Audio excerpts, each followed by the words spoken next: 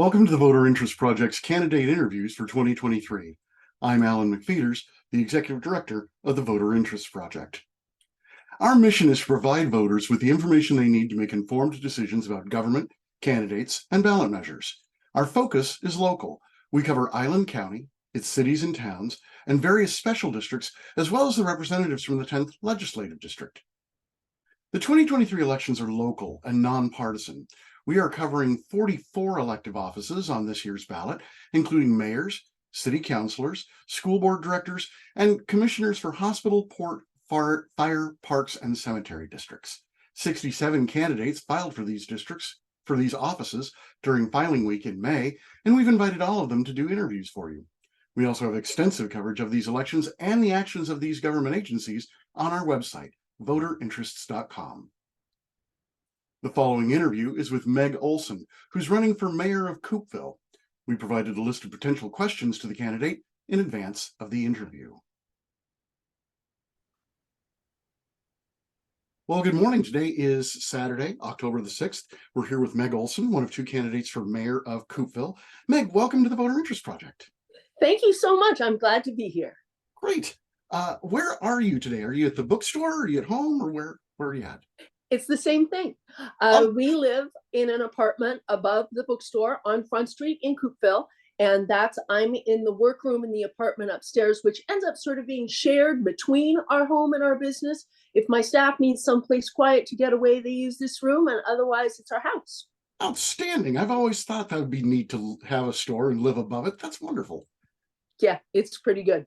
Great. Okay, let's go through a little rapid fire biographical stuff so people get a sense of who you are. Wonderful. Are you married or single? I'm married. My husband, Brad, runs the bookstore with me. He's a retired merchant sailor, was a captain of cruise ships for Royal Caribbean International until he retired.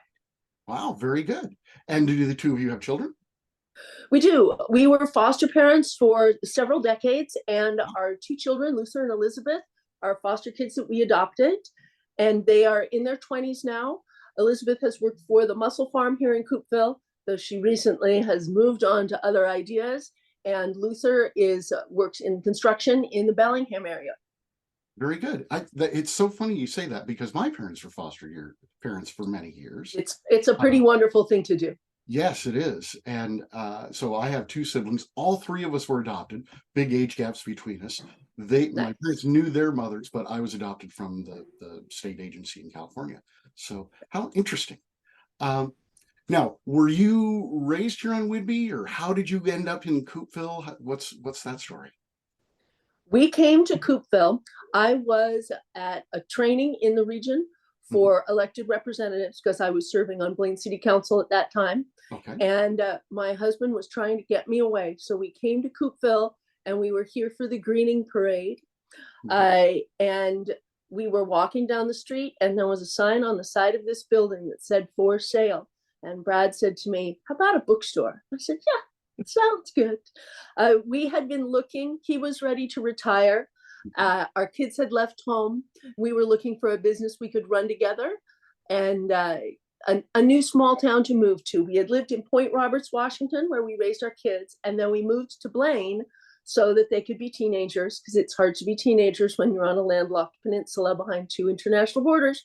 But we always wanted to get back to a smaller town with a strong sense of history and a powerful sense of community. And Coupeville was an instant perfect fit for us. Oh, that's outstanding. I would love to talk with you sometime about Point Roberts, because that little snippet, for viewers who don't know, it's a little piece of land that extends south from British Columbia. It has no land connection to anything else in the United States. And you have to drive into Canada, across Canada, and then come across the border at Blaine or somewhere else in order to get into the rest of America. I've always found that fascinating. But the Washington Post referred to Point Roberts as the largest gated community in the United States, with beaches on 3 sides and Customs and Border Protection on the 4th.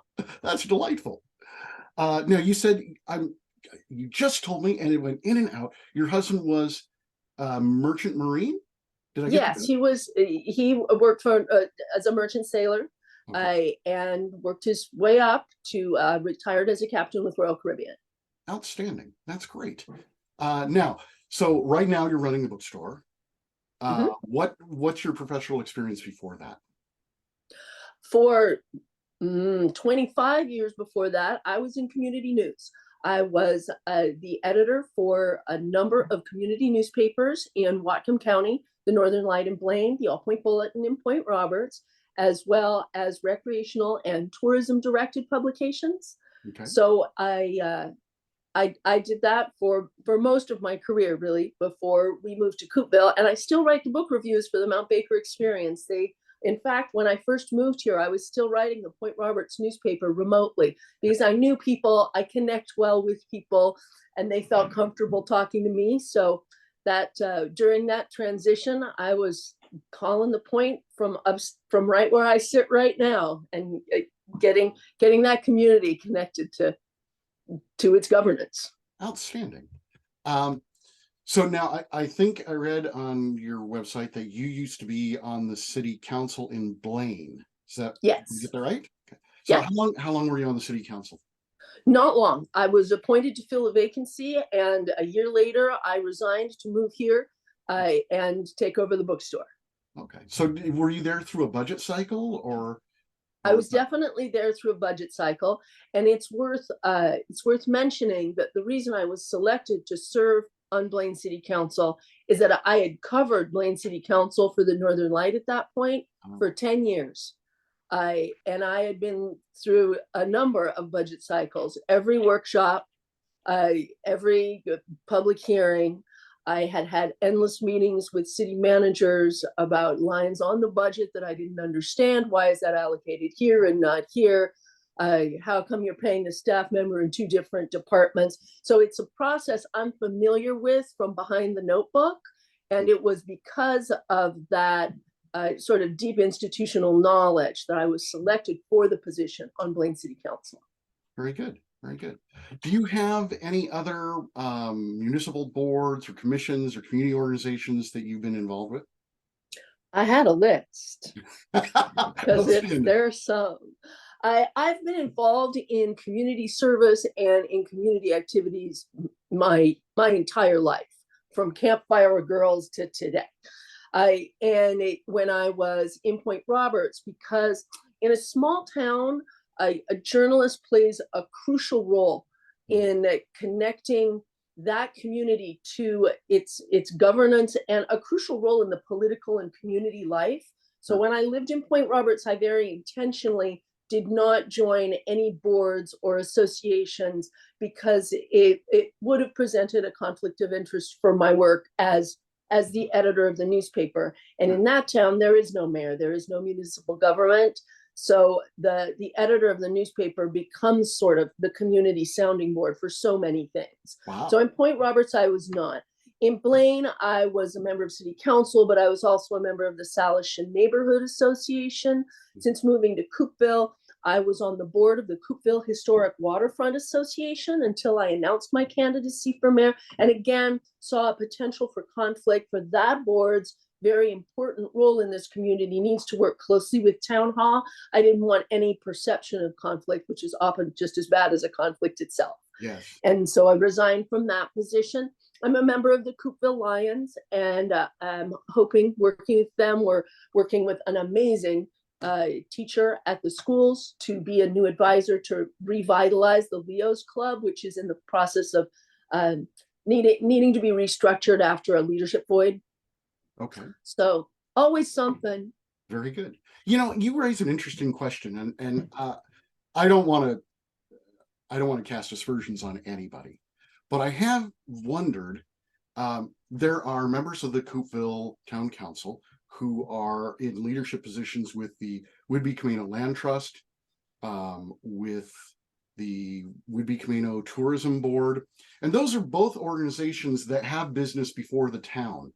And I can't say that there's been any conflict of interest or that those council members have behaved inappropriately. I haven't watched the meetings when those discussions came up. They might well have recused themselves. But do you think that it's a potential problem, or even the appearance of a problem, to have council members who are in positions like that? Not in a community the size of Coupeville.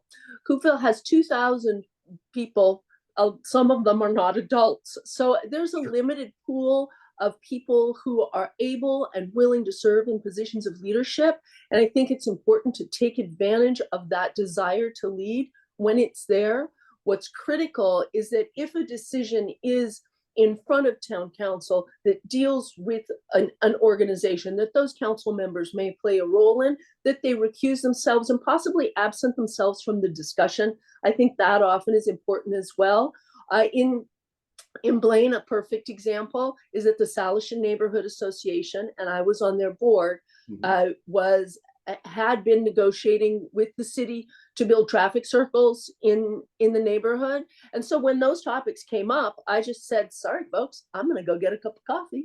I'll be in the back room when you need me, because my voice there was, I was wearing two hats, and that's a one hat job. Right. Okay. Very good. So now you have some experience with budgets and with municipal organizations, but how did you come to decide to run for mayor in Coupeville? I'll be honest that I pushed that button at the last possible minute because it was a very thoughtful process.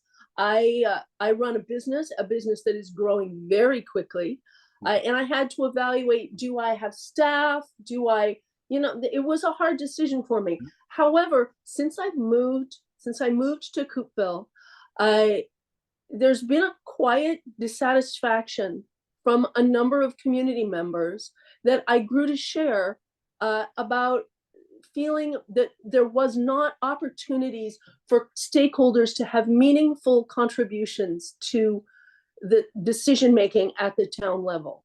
Okay. And I've spent my whole life really developing and advocating for inclusive, transparent government, that the voter feels that they have an active role in their own governance.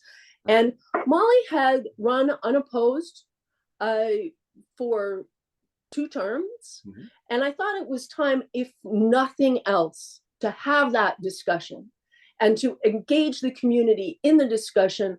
What do we want the personality of town hall to be? And that really was the strongest impetus behind my desire to push that button and file for the office. Okay, that makes sense. I noticed at the time that you filed, I took a look back at the electoral history, and Mayor Hughes, who had served on the city council before that, has been in 6 elections, and this is only the second time she's had an opponent. And there's, there are 3 council members? No, 2 council members on the ballot this year in Coupeville. They're running unopposed. 2 years ago, when there were 3 members on the ballot, they all ran unopposed. And I think in 19, when I really started paying attention to this, everyone was unopposed there as well. Why don't you think more people are filing to run for office in Coupeville? Is it they're just satisfied with government, or is there something else? I think a number in a small community, putting yourself out there is scary. Yeah. You don't want to hear criticism from your neighbors. I've had people say to me, "You're crazy to run for mayor. People are going to complain to you all the time." And my response was, I was the editor of small town newspapers for decades, and people complain to me all day, every day. Sure. And I'm really used to it. And you find in criticism comes a lot of opportunity to find out why that criticism is there, to ask questions, to be an active listener, and to find solutions, because criticism doesn't come from nowhere. It comes from somewhere. Sure. And back to your question a little bit more, I think the mayor's position is a very good example. When you have a small voting population, which Coupeville does, there's an idea that you aren't qualified for a position. When to be a council member, you really need to have a connection to your community and a willingness to serve, and you're qualified to run for that office. The mayor's position currently is conflated with an administrative position. Mm-hmm. And so there aren't a lot of people with a master's in public administration in a town with a population of this size. And so people feel they aren't qualified, which is why a cornerstone of my platform is to hire a public administrator. My intention is to serve in this role for 4 years and hopefully have a good crop of candidates next time the mayor's position comes up. But in a small town like this, a barber should be able to be mayor.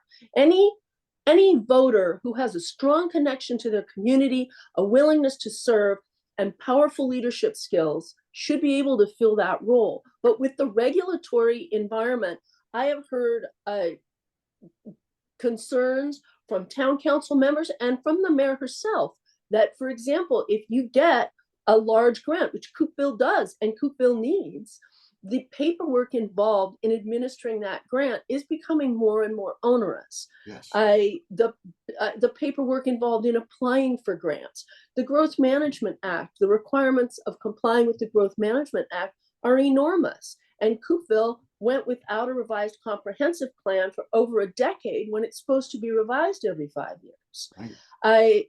The reason for that is that regulatory burden is tough for someone who doesn't have training and experience in tackling those piles of paper.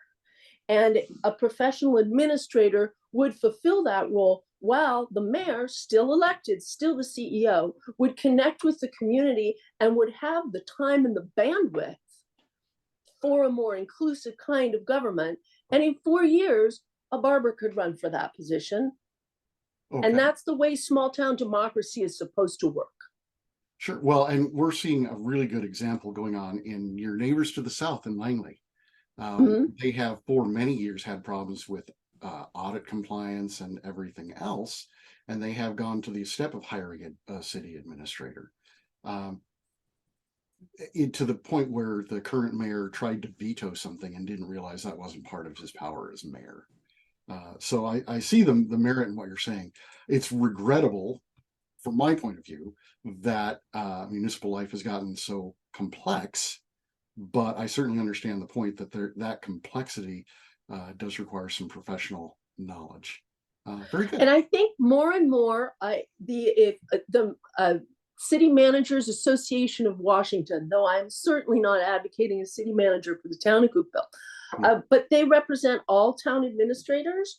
And they are reporting that hybrid form of government, where you have a mayor council form of government with an elected mayor, but you have a professional administrator who works with the mayor and reports to the mayor, so that the mayor, elected by the community, continues to be the chief executive officer of that municipality, but with the kind of administrative support they need to do a good job on the administrative side and the human resources side, which is a big part of the administrative side and needs to have focus and experience to be done properly, whereas the elected mayor can then have that inclusive public process be something they have the bandwidth for.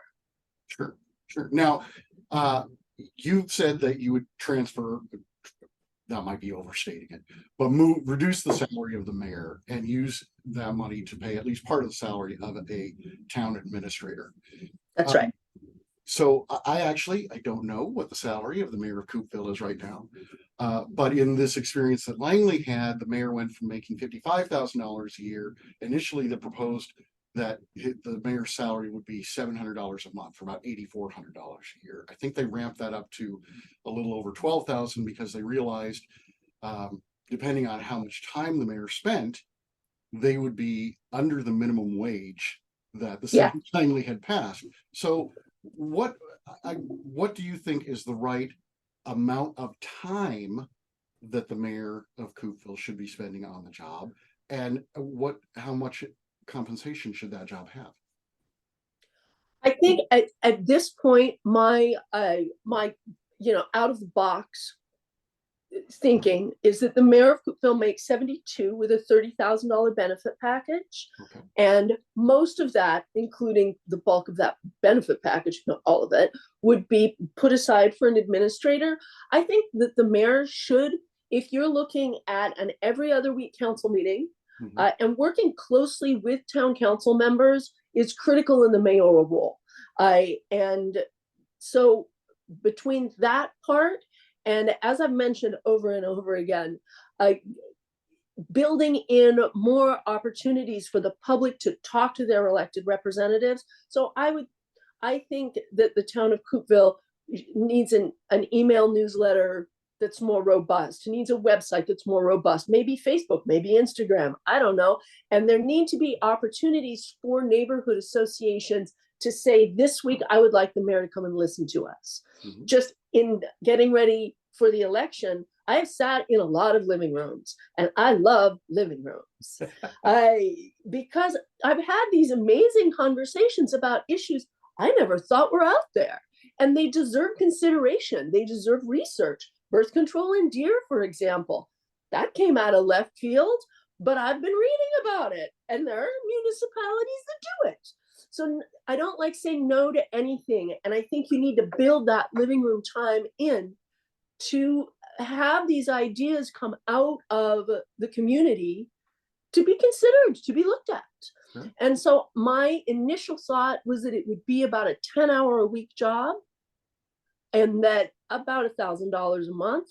Okay. So 12,000 a year.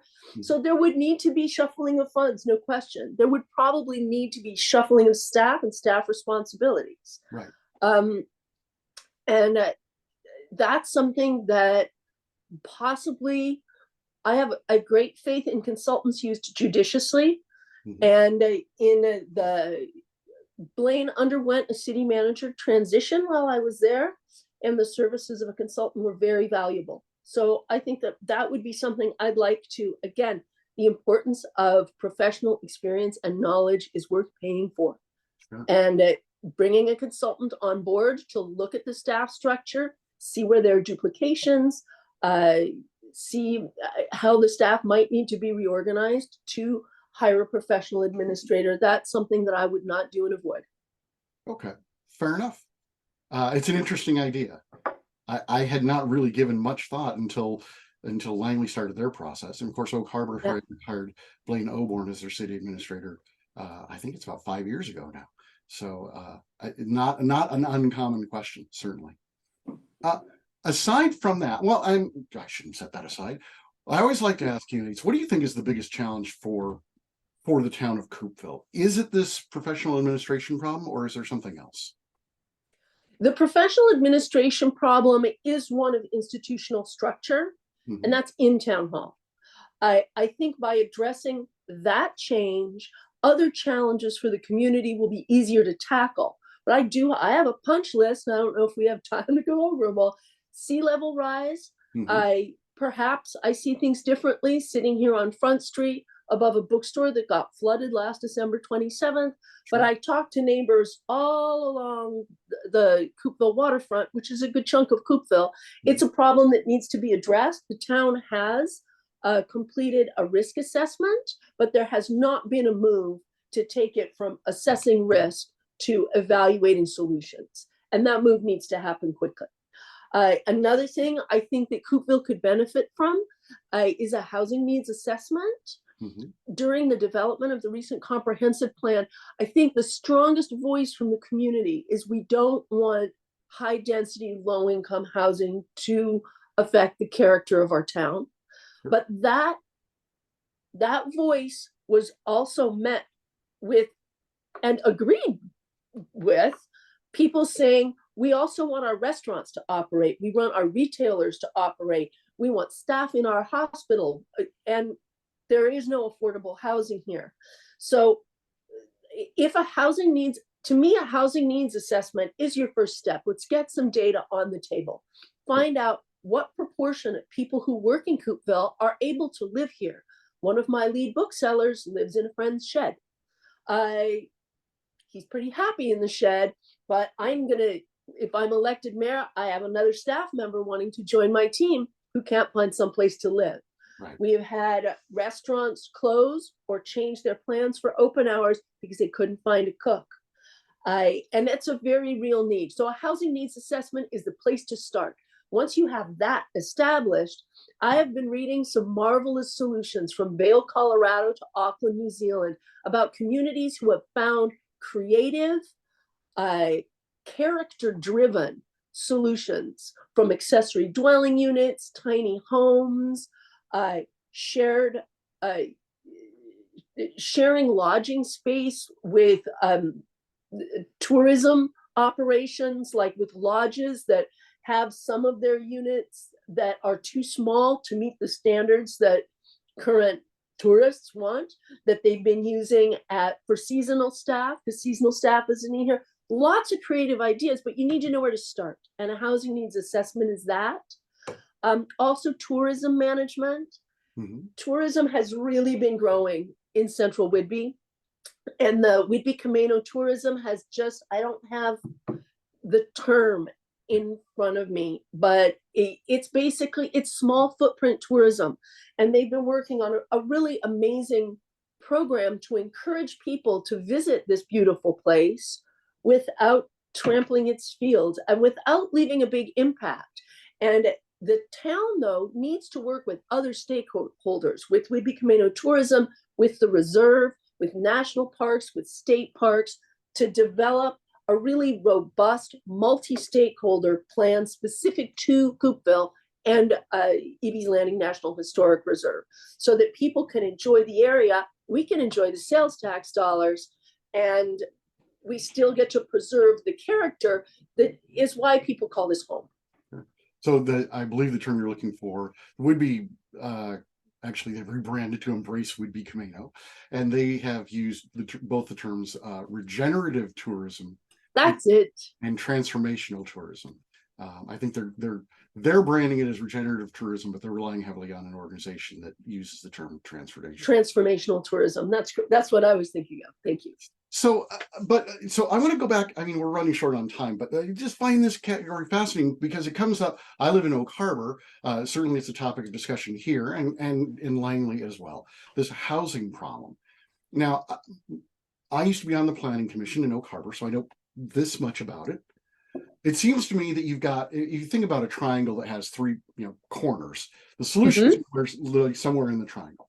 One point of the triangle is you build more densely. You keep the boundaries of the city or the town of Coupeville the same, but you put more housing units in it, whether you're building up or you're building smaller units or what have you. Okay, so that's option one.